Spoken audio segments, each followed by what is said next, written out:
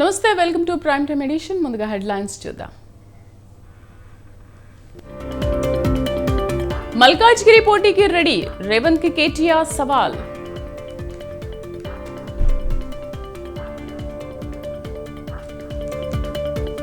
ఏపీలో అధికార ప్రతిపక్షాల మధ్య మాటల యుద్ధం, పవన్ బాబుపై వైసీపీ నేతల ఆగ్రహం.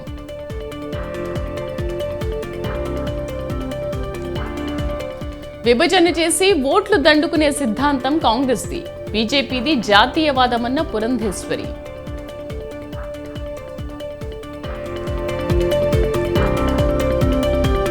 కేంద్ర కేబినెట్ కీలక నిర్ణయం, పీఎం సూర్యాఘర్ యోజనకు ఆమోదం.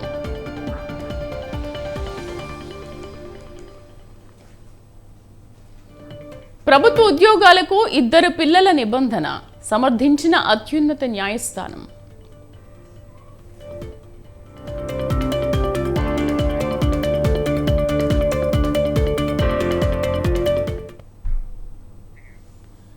సీఎం రేవంత్ కు మాజీ మంత్రి కేటీఆర్ ప్రతి సవాల్ విసిరారు. గెలిచిన ప్రతిసారి మగవాడిని ఓడితే కాదు అంటావా అని ప్రశ్నించారు. కొడంగల్లో ఓడిపోయినప్పుడు మగాడివి కాదా అని ప్రశ్నించారు. మగాడివైతే రైతులకు 2 లక్షల రుణమాఫీ చెయ్యి అని సవాల్ విసిరారు. ఆడబిడ్డలకు 2,500 ఇవ్వాలన్నారు. ఇచ్చిన 420 హామీలు అమలు చేయన్నారు. ఆడవాళ్లు రాజకీయాలకు గెలవద్దా, ఇవేం మాటలని ప్రశ్నించారు. రేవంత్ కు దమ్ముంటే సీఎం పదవికి రాజీనామా చేయాలన్నారు.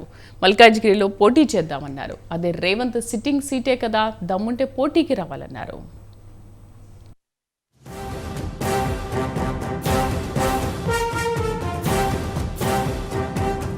ఆ సన్నాసుడు అంటుండు, ఎన్నికల కంటే ముందు రేవంత్ రెడ్డి పేరు చెప్తే 3 సీట్లు రాకపోతుండే అని. నేను ఇవాళ ఈ వేదిక మీద నుంచి ఆ సొల్లు వాగుడు వాగే కేటీఆర్ సవాలు విసురుతున్నా. బిడ్డ, ఇవాళ నేనే ముఖ్యమంత్రి, నేనే పిసిసి ప్రెసిడెంట్ను. రేపు రాబోయే పార్లమెంట్ ఎన్నికల్లో నేను సవాలు విసురుతున్నా.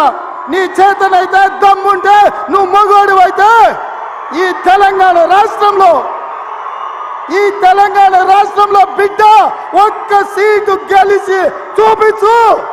నీ అయ్యా నువ్వు వస్తావా, నీ అయ్య వస్తాడో మా కార్యకర్తలు చూసుకుంటారు. బిడ్డ, నువ్వు అనుకుంటున్నావా అల్లా తప్పగాడని? ఒక్క సీట్ అయినా గెలవము అనే మాట మాట్లాడే కదా. నీకు నిజంగానే దమ్ముంటే రేవంత్ రెడ్డి గారు, నేను సవాల్ చేస్తా ఉన్నా, నేను నా సిరిసిల్ల ఎమ్మెల్యే పదవికి రాజీనామా చేసి వస్తా. నువ్వు నీ ముఖ్యమంత్రి పదవికి, కొడంగల్ ఎమ్మెల్యే పదవికి రాజీనామా చేసిరా. నీ సిట్టింగ్ సీటు మల్కాజ్గిరిలో ఇద్దరం కొట్లాడదాం. ఆ ఒక్క సీట్లోనే తెలుసుకుందాం. ఈ రాష్ట్రం అంతా అతలాకుతలం చేయాల్సిన అవసరం లేదు. ఆ ఒక్క సీట్లోనే నేను వస్తాను మా పార్టీ తరఫున, నీ తరఫున నువ్వు రా, నీ కాంగ్రెస్ పార్టీ తరఫున. అక్కడ తప్పకుండా తెలుసుకుందాం. ఎందుకంటే ఒక్క సీటు గెలవను అని మాట్లాడుతున్నాం. మరి నీ మల్కాజ్గిరి పార్లమెంట్ సీట్లో అసలు ఎన్ని ఎమ్మెల్యేలు గెలిచింది కాంగ్రెస్ పార్టీ? గుండుస్తున్నా. ఎంతమంది కార్పొరేటర్లు గెలిచారు నీ మల్కాజ్గిరి పార్లమెంట్ పరిధిలో? కాబట్టి గెలుపు ఓటములు అనే వాటిని పట్టుకొని, దాన్ని ఎక్కువగా ఊహించుకొని, తన శక్తి సామర్థ్యాలు తాను ఎక్కువగా ఊహించుకొని ఇవాళ మాట్లాడుతున్న రేవంత్ రెడ్డి గారికి నిజంగానే ధైర్యం ఉంటే, నిజంగానే దమ్ము ఉంటే, తెగువ ఉంటే నువ్వు రా, కొడంగల్ ఎమ్మెల్యే పదవికి రాజీనామా చేయి, ముఖ్యమంత్రి పదవికి రాజీనామా చేయి. మన మల్కాజ్గిరిలో నీ పార్టీ అభ్యర్థిగా నువ్వు రా, నేను కూడా నా ఎమ్మెల్యే పదవికి రాజీనామా చేసి నేను కూడా వస్తాను. అక్కడే తెచ్చుకుంటాను.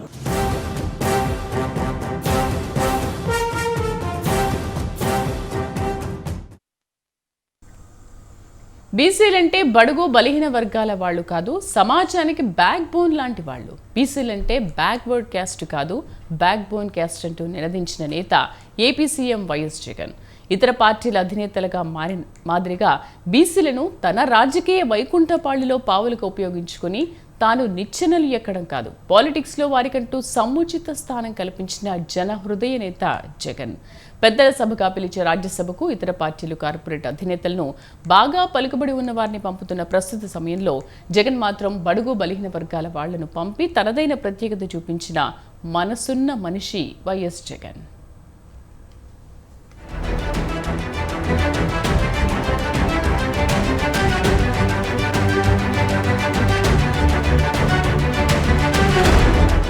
ఏదైనా సమాజం అభివృద్ధి చెందాలన్నా, ప్రజల జీవన ప్రమాణాలు పెరగాలన్నా ఏ ఒక్క సామాజిక వర్గమో అభ్యున్నతి సాధిస్తే సరిపోదు. సమాజంలో భాగమైన అగ్రకులాలతో పాటు అణగారిన వర్గాలు అభివృద్ధి చెందాలి. ఈ విషయాన్ని ఎవరైనా చెబుతారు. అందులో రాజకీయ నాయకుల సంగతైతే ఎంత చెప్పినా తక్కువే. మైకు దొరికిందంటే చాలు సమాజంలో అట్టడుగు వర్గాల అభ్యున్నతికి పాటుపడింది తామేనని, బీసీలను ఉద్ధరించింది, ఏళ్ల తరబడి వాళ్ల బాగు కోసం కృషి చేసింది మేమేనని చెబుతుంటారు. కానీ వాస్తవంలో చూస్తే మాత్రం పరిస్థితి వేరుగా కనిపిస్తుంటుంది. నిజమే, అసెంబ్లీ ఎన్నికల వేళ ఆంధ్రప్రదేశ్లో బీసీల అభ్యున్నతి కోసం కృషి చేసింది ఎవరనే వాదన మరోసారి తెరపైకొచ్చింది.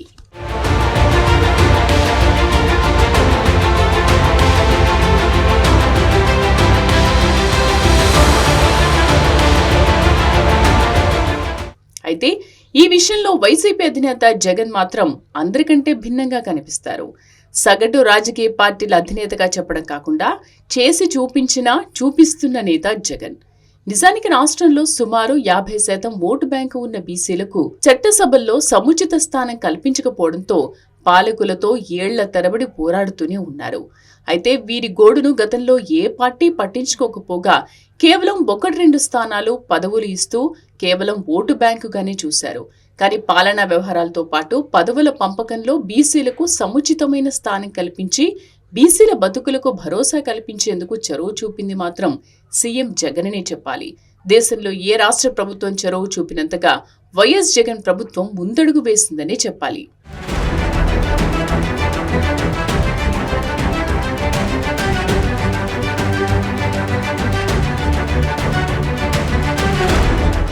సమాజంలో ఉన్నటువంటి వెనుకబడిన తరగతుల, అత్యంత వెనుకబడిన తరగతుల సంచార జాతుల్లో వెలుగు నింపాలని, రాజకీయం, ఆర్థిక, సామాజిక, విద్యా పురోభివృద్ధికి చేయూతనివ్వాలని, బీసీల జీవన స్థితిగతులపై అధ్యయనం చేయడానికి ఓ కమిటీని వేసిన నాయకుడు జగన్.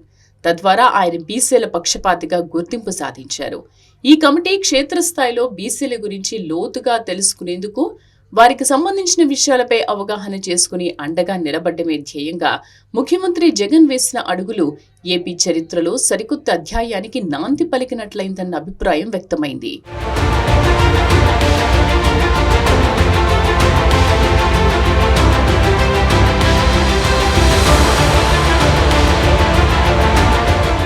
రాష్ట్రంలో బీసీలపై అధ్యయనం జరిపించిన నివేదిక ఆధారంగా ముందుకెళ్లాలని భావించిన సీఎం జగన్ ప్రాథమికంగా రాజకీయ పదవులతో వారి అభ్యున్నతికి పాటుపడాలని నిర్ణయించారు. ఇందులో భాగంగా రాష్ట్ర వ్యాప్తంగా వివిధ కుల వృత్తుల్లో గుర్తింపు ఉన్న సరైన నేతలతో పాటు మహిళలను ఎంపిక చేసుకుని ఆ వర్గాలకు రాజకీయంగా పదవులను కట్టబెట్టి గతంలో సాధ్యం కాని ప్రక్రియను సుసాధ్యం చేసిన ఘనత, గుర్తింపు తెచ్చుకున్నారు వైఎస్ జగన్మోహన్ రెడ్డి. రాష్ట్ర వ్యాప్తంగా 56 కార్పొరేషన్ల చైర్మన్లు, డైరెక్టర్ల పదవులను ఆయా కులాల వారీగా ఎంపిక చేసిన వర్గాలకు కట్టబెట్టారు. ఒక్కొక్క కార్పొరేషన్ కు ఒక చైర్మన్, 12 మంది డైరెక్టర్లను నియమించారు. అంతేకాదు ఈ పదవుల్లో మహిళలకు 50% కేటాయించడం ఓ చరిత్రనే చెప్పాలి. ఒక్కొక్క కార్పొరేషన్ కు ఒక బీసీ అభ్యర్థిని చైర్మన్ గా ఎంపిక చేసి నెలకు 53,000 రూపాయలు, డైరెక్టర్ కు 12,000 రూపాయల చొప్పున గౌరవ వేతనం చెల్లిస్తున్నారు. ఇవి కాకుండా ప్రభుత్వ రంగ కార్పొరేషన్ల పదవుల్లో బీసీలకు పెద్దపీట వేసిన ఘనత రాష్ట్రంలో వైసీపీకి దక్కిందని చెప్పాలి.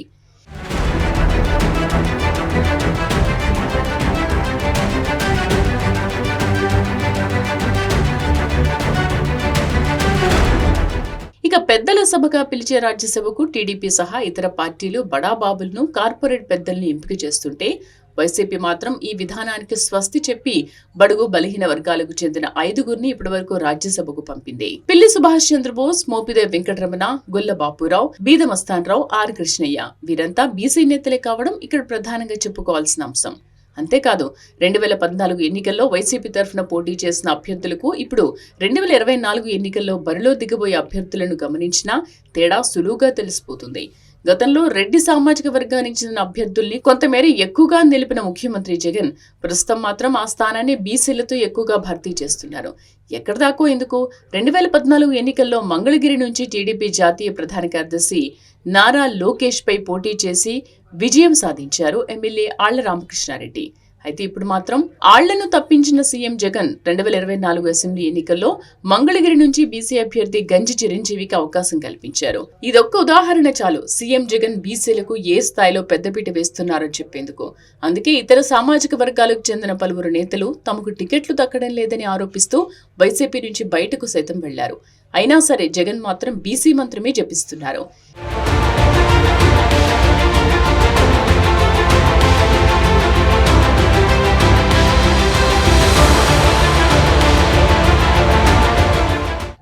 జనసేన కూటమి మాత్రమే కాదు, ఇతర పార్టీలు రాజకీయంగా ఎన్ని ఎత్తులు వేసినా, వ్యూహాలు పన్నినా బీసీల అభ్యున్నతికి గట్టిగా ప్రయత్నం చేసింది ఎవరంటే ఏపీలో వినిపించే ఒకే ఒక్క పేరు వైఎస్ జగన్ అంటున్నారు బడుగు బలహీన వర్గాల ప్రజలు. దీంతో బీసీలకు రాజకీయంగా అండదండలు అందించే విషయంలో వైసీపీయే ఛాంపియన్ అన్న అభిప్రాయం సర్వత్రా వ్యక్తమవుతోంది.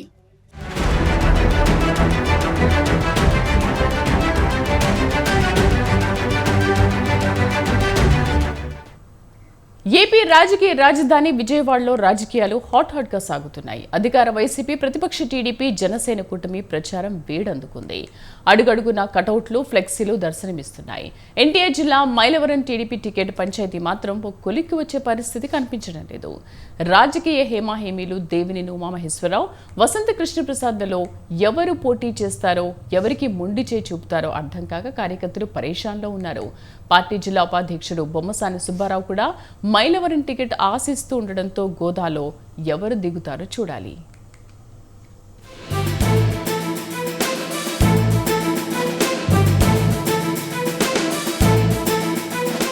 టీడీపీ సీనియర్ నాయకుడు దేవినేని ఉమాకు ఫస్ట్ లిస్టులోనే టికెట్ కేటాయిస్తారని అంతా భావించారు. మైలవరం ఎమ్మెల్యే వసంత కృష్ణప్రసాద్ మార్చి 2వ తేదీన టీడీపీలో అధికారికంగా చేరేందుకు ప్లాన్ చేసుకుంటున్నారు. ఈ నేపథ్యంలో సమీకరణలు మారుతున్నాయా అని కార్యకర్తల్లోనే సందేహాలు నెలకొన్నాయి. అయితే 2వ లిస్టులో తన పేరు ఉంటుందని దేవినేని ఉమా ధీమాగా చెబుతున్నారు.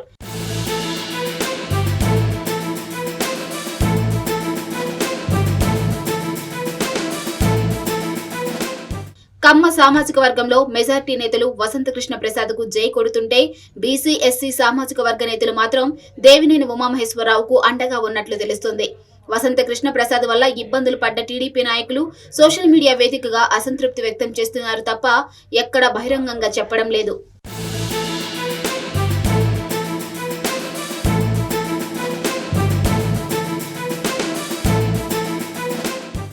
తెలుగుదేశం టికెట్ గ్యారంటీగా వస్తుందన్న పూర్తి నమ్మకంతో ఉన్న వసంత కృష్ణ ప్రసాద్ చాపకంది నీరులా తన వ్యూహరచన చేస్తున్నారు.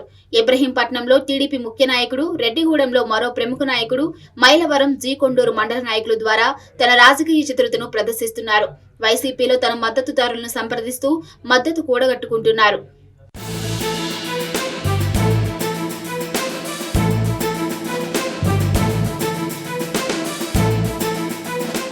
కొండపల్లి మున్సిపాలిటీ అధికార పార్టీ కౌన్సిలర్లు కొంతమంది మద్దతు తెలపగా, మరికొంతమంది నాయకులు ఐతవరంలో వసంత కలిసి అండగా ఉంటామని చెబుతున్నట్లు తెలుస్తుంది. టీడీపీ చేరేందుకు సిద్ధమైన వసంత ఇప్పటి వరకు ప్రత్యక్షంగా పార్టీ నాయకులను, కార్యకర్తలను కలవకపోవడం కొంత ఇబ్బందికరంగా ఉంది. నాయకులకు ఫోన్లు చేసినా వారి నుంచి సరైన స్పందన లేదని తెలుస్తోంది.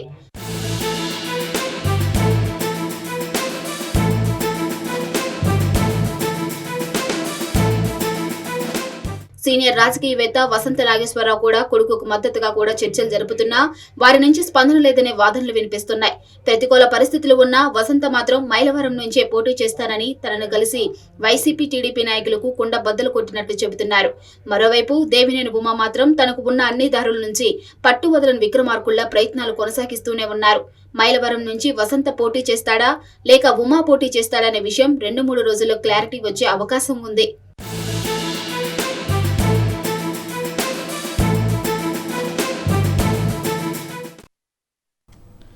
రాజకీయంగా ఎంతో ప్రాధాన్యం ఉన్న గుంటూరు ఎంపీ సీటు అభ్యర్థి విషయంలో జగన్ ప్రత్యేక దృష్టి సారించారు. గుంటూరు ఎంపీ స్థానంలో వైసీపీ జెండా ఎగరవేయడమే లక్ష్యంగా పావులు కదుపుతున్నారు. అందులో భాగంగా తాజాగా పొన్నూరు ఎమ్మెల్యే కిలారి రోసయ్యకు ఇన్ఛార్జ్ బాధ్యతలు అప్పగించారు.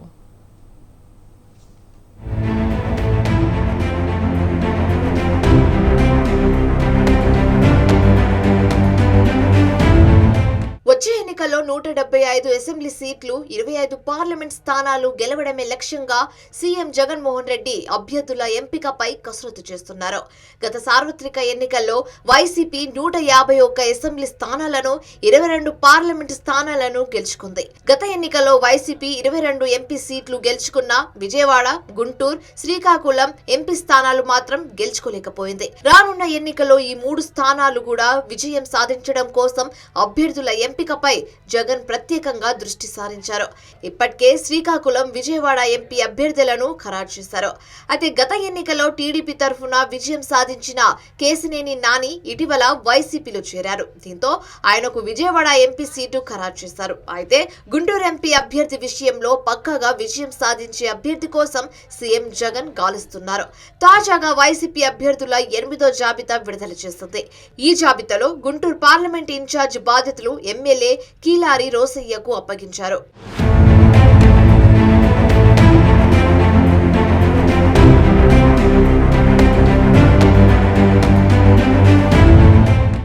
పార్లమెంట్ సీట్ కు బలమైన అభ్యర్థిని వెతుకుతున్నారు సీఎం జగన్. గత ఎన్నికల్లో గుంటూరు నుంచి వైసీపీ అభ్యర్థిగా ముదుగుల వేణుగోపాల్ రెడ్డి పోటీ చేశారు. ఆ ఎన్నికల్లో వైసీపీ అభ్యర్థి వేణుగోపాల్ రెడ్డి ఓడిపోయారు. టీడీపీ నుంచి పోటీ చేసిన గల్లా జయదేవ్ విజయం సాధించారు. ఎన్నికల్లో ఓటమి అనంతరం వేణుగోపాల్ రెడ్డి సైలెంట్ అయిపోయారు. ఆ తర్వాత జగన్ కూడా ఎవరికి ఇన్ఛార్జ్ బాధ్యతలు ఇవ్వలేదు. ఇక ఎన్నికలు దగ్గర పడుతున్న తరుణంలో యువకుడు ప్రముఖ క్రికెటర్ అంబటి రాయుడును వైసీపీ తెరపైకి తీసుకొచ్చింది. అంబటి రాయుడు గుంటూరు ఎంపీగా పోటీ చేస్తారంటూ ప్రచారం చేసింది. అంబటి రాయుడు కూడా అధికారికంగా వైసీపీ కండువా కప్పుకున్నారు. అయితే ఆ తర్వాత గుంటూరు ఎంపీగా పోటీ చేయాలంటూ నర్సరావుపేట ఎంపీగా ఉన్న లావు శ్రీకృష్ణదేవరాయలుకు సీఎం జగన్ సూచించారు. దీంతో మనస్తాపం చెందిన అంబటి రాయుడు వైసీపీకి గుడ్ బై చెప్పారు.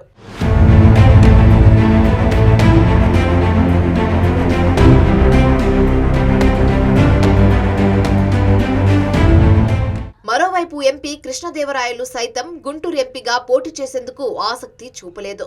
నర్సరావుపేట నుంచి ఎంపీగా పోటీ చేస్తా అంటూ సీఎం దృష్టికి తీసుకెళ్లారు. అందుకు సీఎం జగన్ ఒప్పుకోలేదు. దీంతో కృష్ణదేవరాయలు వైసీపీకి రాజీనామా చేశారు. రాయుడు రాజీనామా, కృష్ణదేవరాయలు పోటీకి వెనగంజు వేయడంతో పార్టీ సీనియర్ నేత ఉమారెడ్డి వెంకటేశ్వర్లు తనయుడు రమణను గుంటూరు పార్లమెంట్ ఇన్ఛార్జ్ గా నియమించారు. ఇటీవలే ఇన్ఛార్జ్ బాధ్యతలు చేపట్టిన ఆయన ప్రజల్లోకి వెళ్లే ప్రయత్నం చేస్తున్నారు. ఇంతలోనే జగన్ రమణను అక్కడి నుంచి తప్పించి ఆయనకు బంధువు అయిన పొన్నూరు ఎమ్మెల్యే రోసయ్యకు పార్లమెంట్ ఇన్ఛార్జ్ బాధ్యతలు ఇచ్చారు.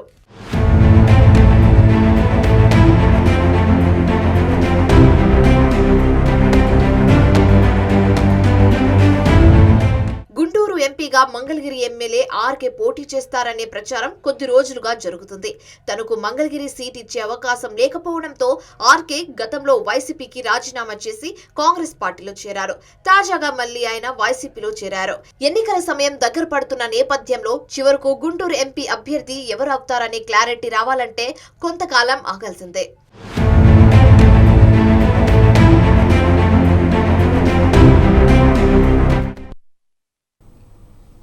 జనసేన అధినేత పవన్ కళ్యాణ్ కు ముద్రగడ పద్మనాభం, హరిరామ జోగయ్య లేఖలు రాశారు. జనసేన టీడీపీ పొత్తుపై ఈ ఇద్దరు తీవ్ర అసంతృప్తిని వ్యక్తం చేశారు.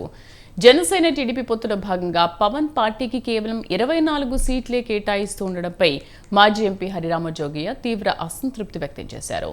తాను ఇచ్చిన సలహాలు ఇద్దరు అధినేతలకు నచ్చినట్లు లేవని, అది వారి కర్మ, ఇక తాను చేయగలిగింది ఏమీ లేదని సంచలన లేఖ రాశారు.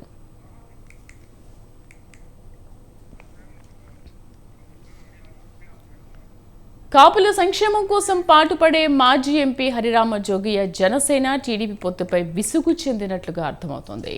జనసేనకు కేవలం 24 సీట్లు ఇవ్వడాన్ని అంగీకరించిన జోగయ్య పవన్ కు లేఖ రాశారు. కూటమిలో ప్రాధాన్యత, స్పష్టత రావాలని డిమాండ్ చేస్తూ పవన్ కి ఆయన అనేక లేఖలు, సలహాలు ఇస్తూ వస్తున్నారు. అయితే ఇకపై పొత్తు గురించి పవన్ తో పాటు చంద్రబాబుకు సైతం సలహాలు ఇవ్వడం మానేయాలని హరిరామ జోగయ్య నిర్ణయించుకున్నారు. తనకు పార్టీకి అండగా నిలబడే వారే కావాలి తప్ప వేరే చోట కూర్చునే సలహాలు ఇచ్చేవారు కాదని పవన్ కళ్యాణ్ ఇప్పటికే హరిరామ జోగయ్యపై పరోక్ష వ్యాఖ్యలు చేశారు.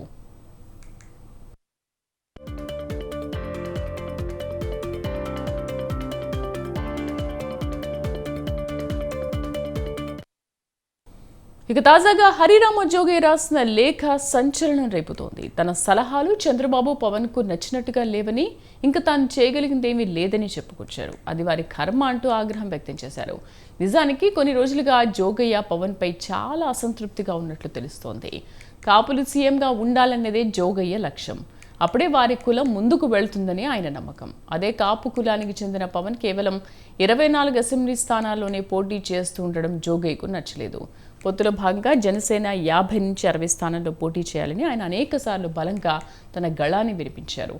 అయితే జనసేనకు కేవలం 24 సీట్లే కేటాయిస్తూ ఉండడంపై అసంతృప్తి వ్యక్తం చేశారు.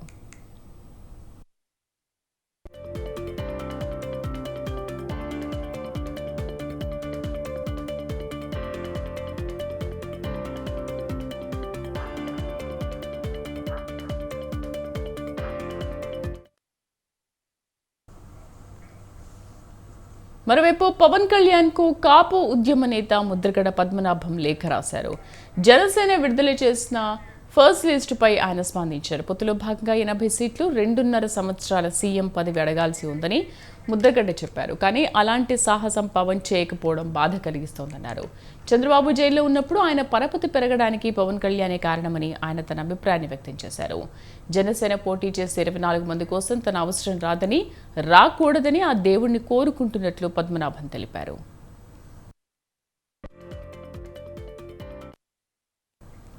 అలాగే తన సీటు విషయంపై ముద్రగడ పద్మనాభం ఆవేదన వ్యక్తం చేశారు. తన 40 ఏళ్ల రాజకీయ జీవితంలో ఎలాంటి డబ్బు కోరుకోలేదని తెలిపారు. పదవుల కోసం ఎవరి గుమ్మాలో తొక్కలేదన్నారు. గ్లామర్ ఉన్నవాణ్ణి కాకపోవడం, ప్రజల్లో పరపతి లేనివాణ్ణి అవడం వల్ల పవన్ దృష్టిలో తాను పడ్డం లేదని ఆవేదన వ్యక్తం చేశారు. లాస్ట్ గ్రేడ్ వ్యక్తిగా, తుప్పు పట్టిన ఇనుము లాంటి వాడిగా గుర్తింపు పడడం వల్ల పవన్ కళ్యాణ్ కిర్లంపూడి వస్తానని చెప్పి రాలేకపోయారని తెలిపారు. పొత్తు వల్ల పవన్ నిర్ణయాలు ఆయన చేతిలో ఉండవని, చాలా చోట్ల అనుమతి తీసుకోవాలని పద్మనాభం లేఖలో పేర్కొన్నారు. ఇదే ఇప్పుడు హాట్ టాపిక్గా మారింది.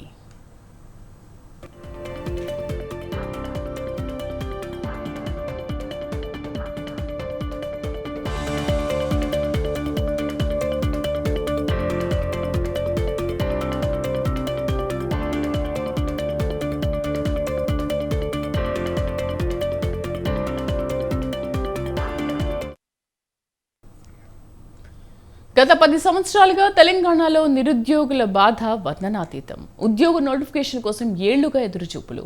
తాజాగా కాంగ్రెస్ ప్రభుత్వం నిరుద్యోగ అభ్యర్థులకు గుడ్ న్యూస్ చెప్పింది. 11,062 డిఎస్సి పోస్టులకు నోటిఫికేషన్ విడుదల చేసింది. ఏ కేటగిరీలో ఎన్ని పోస్టులు ఉన్నాయి, అభ్యర్థుల అర్హత, వయస్సు, దరఖాస్తు వివరాలు, గతంలో అప్లై చేసుకున్న అభ్యర్థులకు ప్రభుత్వం ఎలాంటి వెసులుబాటు కల్పించింది, ప్రభుత్వ నోటిఫికేషన్పై అసలు నిరుద్యోగులు ఏమంటున్నారు, వాచ్ ఇట్.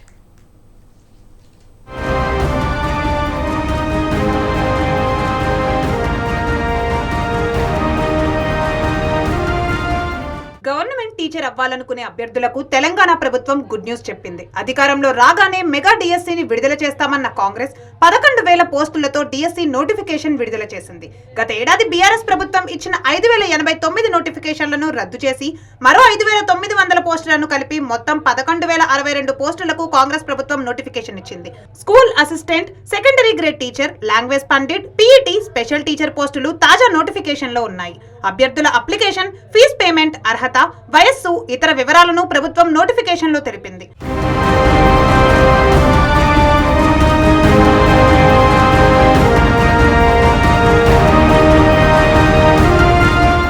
కాంగ్రెస్ ప్రభుత్వం ఏర్పాటైన తర్వాత మొదటిసారి టీచర్ పోస్టులకు సీఎం రేవంత్ రెడ్డి నోటిఫికేషన్ విడుదల చేశారు. 11,000 టీచర్ ఉద్యోగాల్లో 6,508 secondary grade teacher, 2,069 school assistant, 182 PET, 727 language Pandit, 1,016 special teacher పోస్టులు ఉన్నాయి. మార్చి 4 నుంచి ఏప్రిల్ 2 వరకు అభ్యర్థులు అప్లై చేసుకుని ఏప్రిల్ 3 వరకు సబ్మిట్ చేయాలని విద్యాశాఖ తెలిపింది. ఇక 2023 డిఎస్సి నోటిఫికేషన్ అప్లై చేసుకున్న వారు మళ్లీ అప్లై చేసుకోవాల్సిన అవసరం లేదని చెప్పింది. ప్రభుత్వ ఉద్యోగాలకు అభ్యర్థి వయసు 46 ఏళ్ల వరకు ఇచ్చింది. ఇక సడలింపుకు సంబంధించిన వయస్సును డిఎస్సి నోటిఫికేషన్ లో ప్రభుత్వం పొందుపరిచింది. 2023 డిఎస్సి నోటిఫికేషన్ కు 1,77,000 మంది అప్లై చేసుకోగా తాజాగా పోస్టుల సంఖ్య పెరగడంతో అభ్యర్థుల సంఖ్య పెరిగే అవకాశం కూడా ఉంది.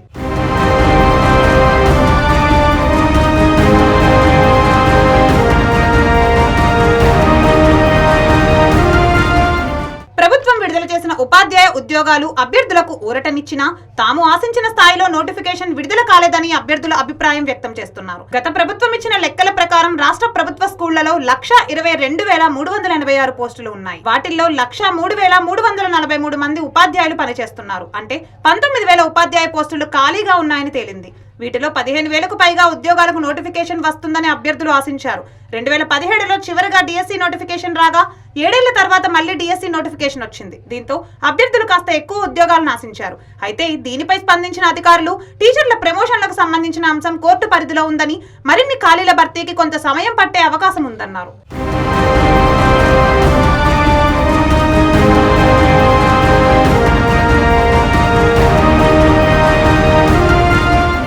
గత బీఆర్ఎస్ ప్రభుత్వం నిరసనలు చేసిన ఉద్యోగాలు పెంచలేదని, గతంలో పోలిస్తే కాంగ్రెస్ ప్రభుత్వం ఇచ్చిన నోటిఫికేషన్లు నిరుద్యోగులకు భరోసా ఇచ్చాయన్న అభిప్రాయం వ్యక్తం చేస్తున్నారు అభ్యర్థులు. ప్రతి సంవత్సరం జాబ్ క్యాలెండర్ విడుదల చేస్తూ ఎలాంటి అవకతవకలు లేకుండా పరీక్షలు నిర్వహించాలని కోరుతున్నారు.